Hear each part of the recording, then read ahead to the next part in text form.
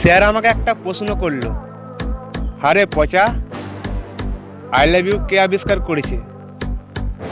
আমি বললাম, sir I love you আবিষ্কার করেছে চায়না কোম্পানি। স্যার বলল, কি করে বুঝলি? আমি বললাম, এর কোনো গ্যারান্টি নেই স্যার, টিকলে সারা জীবন, আর না টিকলে 2 দিনও টিকে না। আমার একটা বন্ধু বলছে, আগে গরিব ছিলাম, আজ বড়লোক হয়েছি।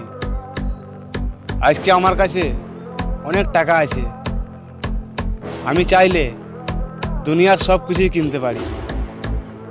হ্যাঁ ভাই, তোর কাছে টাকা আছে, তুই সব কিছু কিনতে পারিস, কিন্তু আমি বলি কি,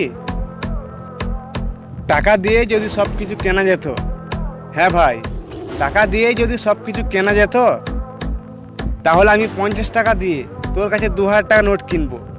তুই কি দিতে পারবি? क्या बात है सर।